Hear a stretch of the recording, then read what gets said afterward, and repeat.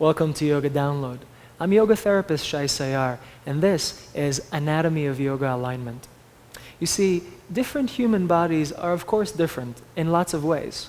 However, there are some things that are universal. The anatomy, and especially the bone structure of the body, dictate certain actions that we want to pursue, that if we always honor and respect and follow in our yoga practice, we will keep ourselves safer, we will be able to advance deeper, safely, with less effort and a deeper breath, which leads us naturally into the deeper aspects of our yoga practice beyond asana. So I'm going to run through, basically from the bottom of the feet to at least the base of the skull, some of these universal principles that if you always observe in your practice, it'll only allow you to get more from your practice. And we'll start with the feet. So one thing that we always want to do in our yoga practice is to reach through the heels and the bases of the big toes. Like you can say that in a handstand or headstand or any kind of inversion, the first part of your body to get tired should actually be your feet. And people ask me, well, should I flex them or point them? Well, it's the reach of the feet up that takes the weight off of you. So the answer is both. If you reach through the heel such that the Achilles tendon lengthens, and I'll show that in a moment, but also through the ball of the big toe, you engage all the muscles in the legs. And let me explain how. Let's take a look at the bottom of the foot. You see, at the bottom of the foot, what we have are tarsals and metatarsals that create the palm of the foot, as it were, and then its fingers. And at the base of the first metatarsal, at the base of the big toe, there is an insertion for a very important tendon, connects to a very important muscle, called the peroneus longus. The peroneus longus, or the belly of it, is right out here in the outer lower leg. It runs around the peroneal or fibular side of the lower leg. This is the fibula bone. And the belly of the muscle is up here, so about half to 2/3 of the way up the outside of your leg.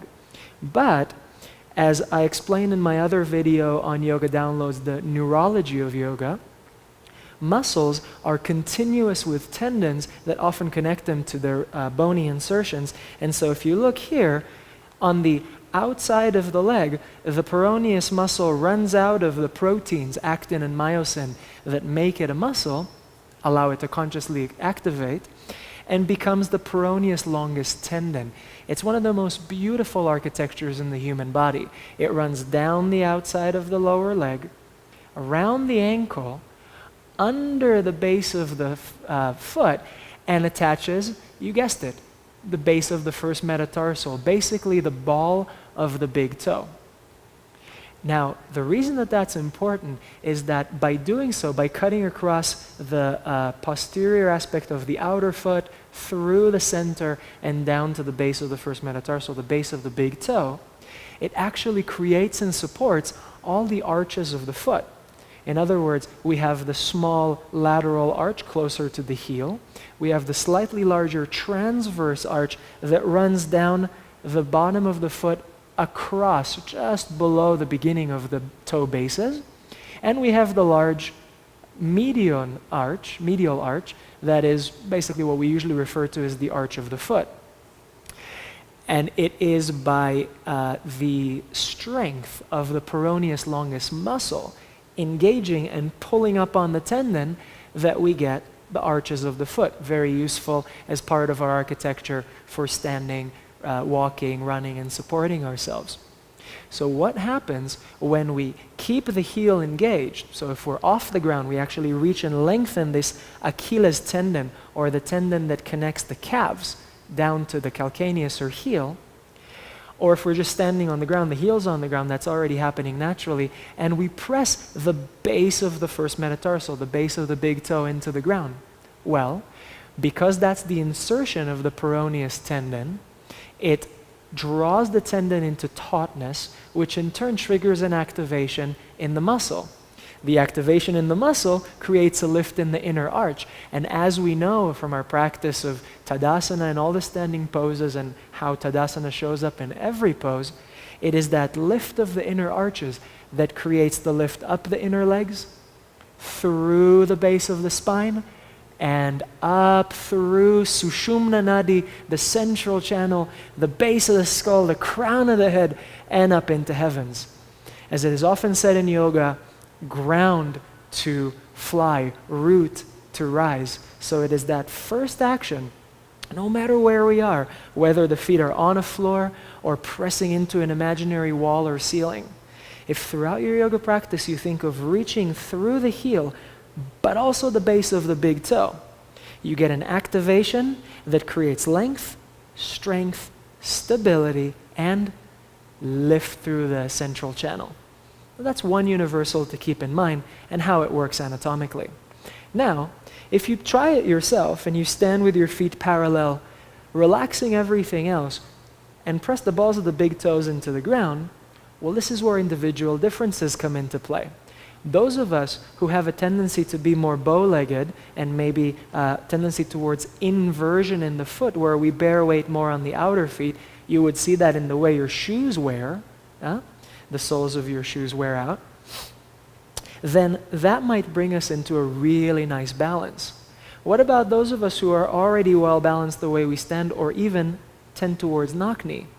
Well, we have to balance that out with another action that is always useful in yoga asana, and that is activating what we call the vastus medialis, also known as the VMO for vastus medialis oblique.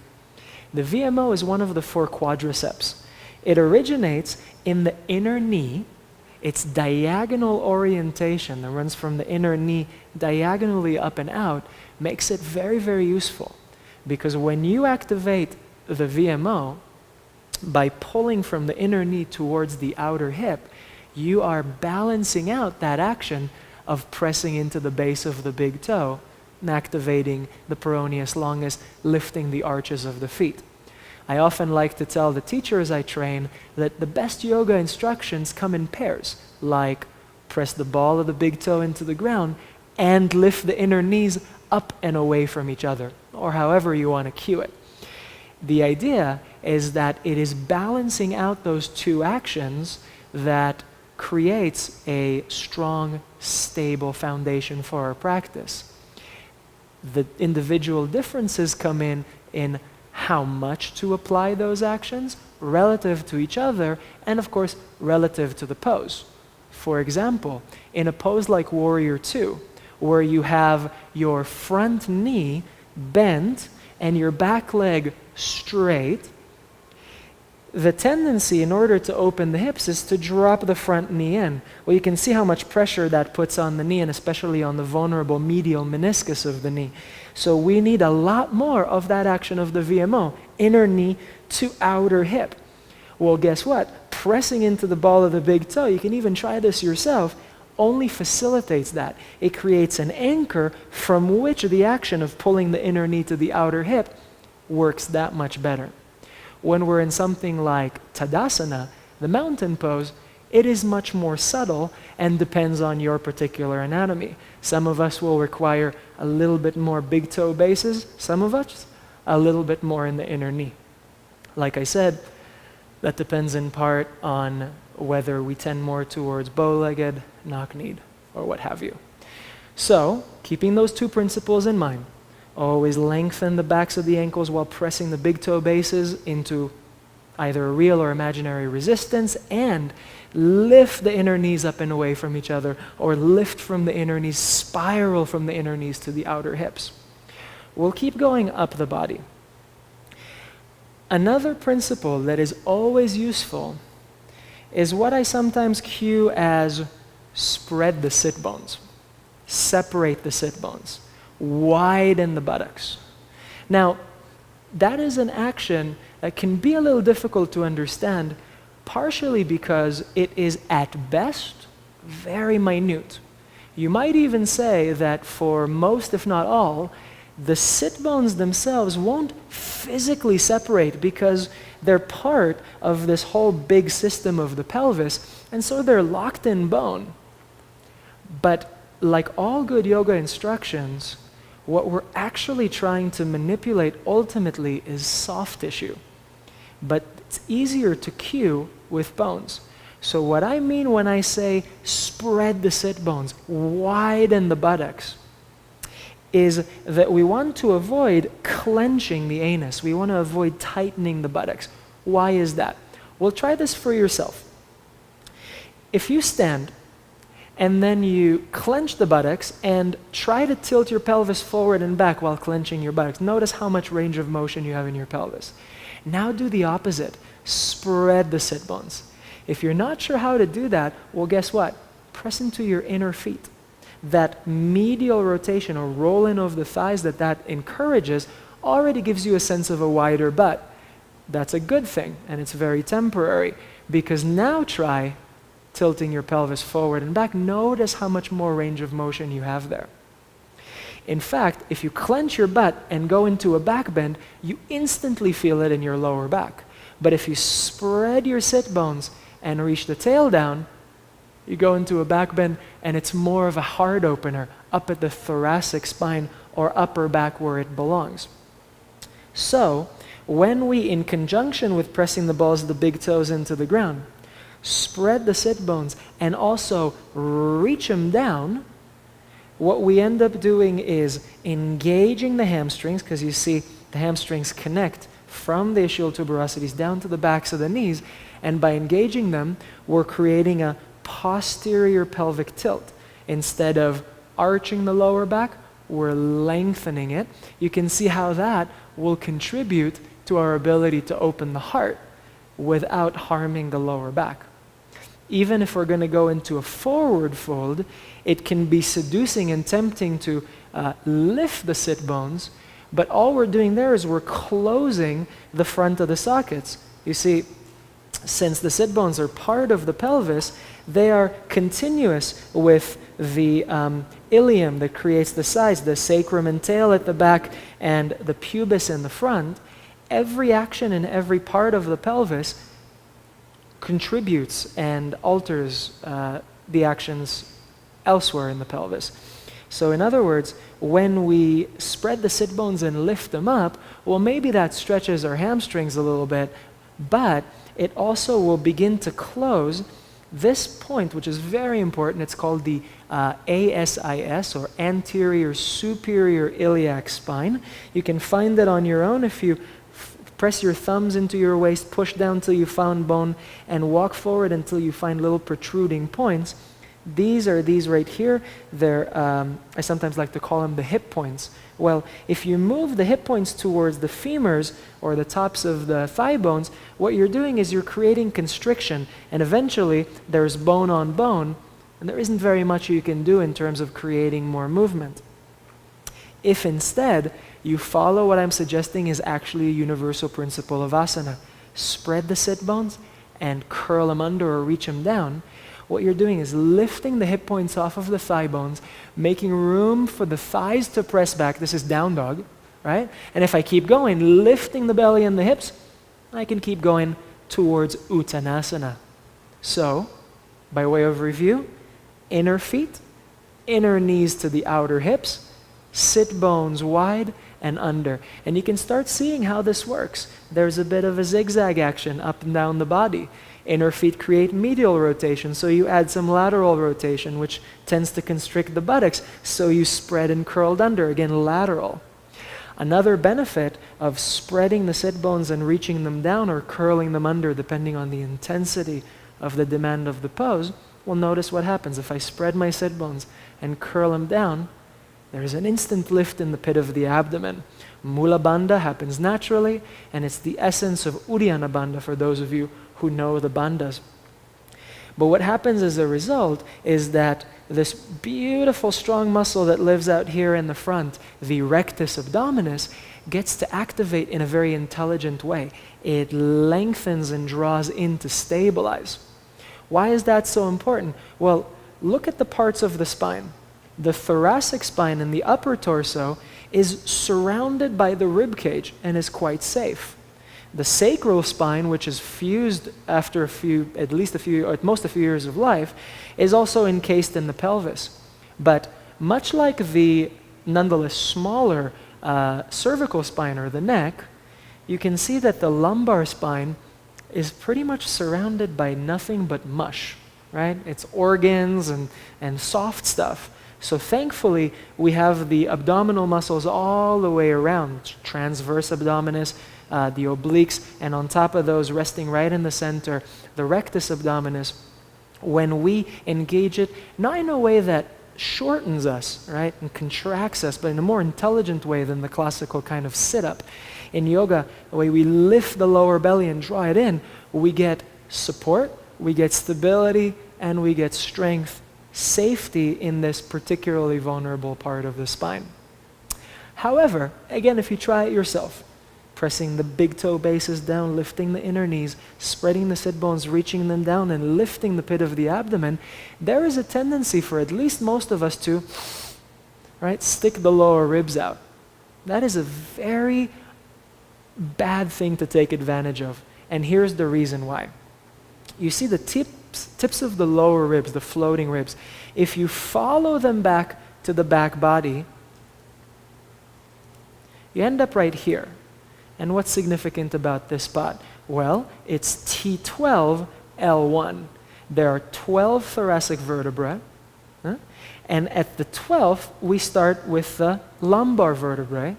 So at the junction where the kyphosis, or backwards curve of the upper back, meets the lordosis, or forward fold of the lower back, the lumbar spine, well, that is a place of hypermobility. Places of curvature change are naturally flexible. Is that a good thing? No, not so much. Because if all we do when we move around and bend and twist is take advantage of the places that are most flexible, what we're doing is actually not only risking that area, which is vulnerable to injury, we're also robbing the rest of the vertebrae of the spine, the rest of the joints in the spine, from the opportunity to actually mobilize. Sometimes the most quote-unquote flexible-looking people, and often the ones that you can see in cobra pose that look, instead of a nice long curve through the spine, it's kind of like lower back and then straight up. That's taking advantage of the hyperflexibility of the mid-back, or the TL, thoracolumbar junction. Oftentimes those people are some of the stiffest in the upper back, and if you start rubbing around their rhomboids in the back body, they're the ones who can be really, really tight. So it's a bit of a paradox. So that leads us to the next principle. Always, no matter what you're doing, pull the tips of the lower ribs in. Pull them back. Sometimes we can think of that as pulling them down, because just like lifting the pit of the abdomen draws the abs in, lowering the tips of the lower ribs draw them in. Some teachers talk about knitting them together. Well, same idea. Because of their inferior medial orientation, when you pull them down or when you pull them towards each other, what you're really doing is you're tugging them back towards the kidneys. Just like pressing the inner feet down, lifting the inner knees, creates a beneficial symbiosis that creates a strong, stable, standing leg posture. Lifting the pit of the abdomen, which, remember, we can cue by saying, spread the sit bones and reach them down, or curl them under. Right? Lifting the pit of the abdomen in conjunction with drawing the lower ribs down and in, or towards each other, or simply looping them back towards the kidneys, gives us a very strong, stable, supportive, and long lower torso. Okay? So far, we've pressed the inner feet down, inner knees up and away from each other, strong, stable legs. Sit bones out and under, lift the pit of the abdomen but draw the lower ribs in, strong, stable midsection. Where we want to go next is the shoulder blades, or scapular spine. So when we look at the scapula, you might notice that there are some interesting parallels with the back of the pelvis. Well, those structural parallels work really, really well for our yoga. Think about it. We want the longest, strongest, most stable and mobile spine we can have. We especially want that mobility in the upper torso and in the thoracic spine, especially the upper thoracic, where we have all of these bony structures to protect it, and where the bones tend to be a little less stable anyway, and we want to move through the muscles and open the heart. In the lumbar spine, as I said, we are surrounded by mostly mushy stuff. We want more stability. We want to engage the core. So, just like when you widen the sit bones and reach them down or curl them under, depending on the demands of the pose, you lengthen and stabilize the lumbar spine because it pulls the lower back into length and strength, allows mobility in the upper body. Just so, spreading the shoulder blades and curling them under activates this beautiful muscle here on the sides of the rib cage that connects the scapula to the sides of the rib cage. It's called the serratus anterior. It's got 9 heads, always well developed on superheroes, as one anatomy book says. It is the antagonist of rhomboids that pulls the shoulder blades in and collapses the back of the heart, a very common mistake in certain otherwise quite intelligent styles of yoga. And also it's an antagonist of upper trapezius that connects the base of the shoulder to the base of the skull across the neck, right? This muscle we always want to soften. When we spread the shoulder blades and curl them under or reach them down, we activate the serratus anterior, we take pressure off the shoulders, pressure off the neck, pressure off the upper back, and guess what? We open the chest without closing the back of the chest. We open the heart without constricting the back of the heart, so it's an honest heart opening. It's a full energy center heart opening, just to touch the energetics and the psychology of it very, very lightly and briefly. So what do we have so far? Inner feet, inner knees out. Sit bones wide and curled under, lifting the belly, drawing the ribs in, and then parallel the movement of the sit bones with the movement of the shoulder blades out and away from each other. And lastly, like I said, good actions come in pairs. What is going to lengthen our neck the most? Well, it'll be the conjunction of spreading the shoulder blades and curling them under with what? Lifting the base of the skull. So if we were to try to look here and see where is the closest place to where the skull meets the spine, our friend here shows very obviously it's not, as we sometimes think, the base of the skull and the back of the head here. That's actually fairly far from the skull. In fact, the closest we get very far from the spine. The closest we get to where the spine meets the skull is actually right behind the ears. You can feel behind your ears and feel the bones of the skull and see how close this is to the spine. That's why sometimes I like to cue. Imagine you have pigtails and somebody's pulling up on them. That gives you a natural Jalandhara Bandha. Jalandhara Bandha, which most people think have to do with bringing your chin to the chest, doesn't actually. Jalandhara Bandha is all about lifting the chest to the chin, but passively.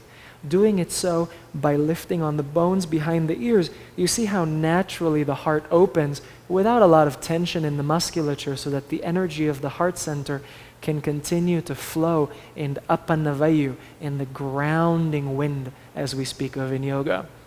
So, that leads us to another universal that is useful no matter where you are. Lift the bones behind the ears. Or if you want to be a little more sophisticated about it, find the soft palate at the roof of the mouth, so you can walk the tip of your tongue up the roof of your mouth until you find the soft part, almost like you could stick it up to the base of your nose. Heighten the soft palate. Lift the bones behind the ears, heighten the soft palate. If you do that correctly, you end up with a long but very soft neck. If you're stiffening the neck, you're overdoing it. It's an action that is a graceful extension. And it works because you've already widened the shoulder blades and pulled them down. So good things come in twos. Shoulder blades widen and curl down, bones behind the ears pull up, and we get length and stability across the other relatively vulnerable part of the spine, cervical spine, or the neck. So the next time you practice yoga, no matter what style, no matter what pose, no matter what intensity or speed or level, if you think of negotiating pressure into the big toe bases and inner knees up and away from each other, you think of spreading the sit bones and reaching them down while lifting the pit of the abdomen, but drawing the lower ribs firmly in. And if you think, this last pair, of spreading the shoulder blades and curling them under while lifting the bones behind the ears, you get the longest, strongest, most stable, most safe, and hence most mobile in the right places spine you can have for your yoga practice. Last thing I'll leave you with, something to think about and play with on your own, is that as above, so below. Just like we spread the sit bones, curl them under, and lift the pit of the abdomen, we want to spread the shoulder blades, curl them under, and lift the base of the spine. The actions of the legs are mirrored in the actions of the arms. So in something like Tadasana, where we're just standing, just like we pressed down and lifted, think of reaching your little fingertips down to your heels, but then smiling or spiraling from the inner elbows to the outer shoulders. When can we really see that come into play? Well, think of bearing weight on the hands, such as in plank. So if you come down to the floor with me for just a moment, you'll see that the base of my index finger in conjunction with the tip of my thumb work much like the base of the first metatarsal or the base of the big toe. So if I spread my fingers, put the palms on the ground, and press the base of the index finger and the tip of the thumb into the ground, I get the same kind of medial rotation in the forearm as I do in the lower leg. Well, that's nice because it's very stable. That's why a lot of teachers will tell you to focus on the L shape between the index finger and thumb when bearing weight on the hands.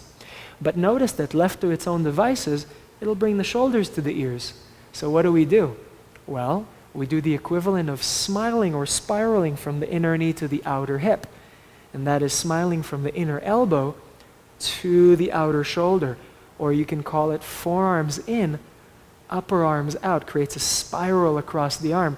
As you can tell, spiraling from the inner elbow to the outer shoulder in conjunction with spreading the shoulder blades and curling them under, again, helps activate the serratus anterior, lengthening and softening the sides of the neck and the tops of the shoulders, creating stability across the spine. So when we go into something like Chaturanga Dandasana, instead of the shoulder blades collapsing into each other and hurting the back of the chest, what we have is strength and mostly just a bend in the elbows. So if you think as below, so above, just as we press into the inner feet and draw from the inner knees to the outer hips, when bearing weight on the hands, if we press into the inner hands and draw from the inner elbow to the outer shoulder, we create the optimal conditions for stability in the core, in the neck, and throughout the spine. So those are my proposed universal principles of alignment for the entirety of your asana practice. I hope this video will serve you well for the remainder of your asana practice. I'm yoga therapist Shai Sayar. Thanks for tuning into Yoga Download.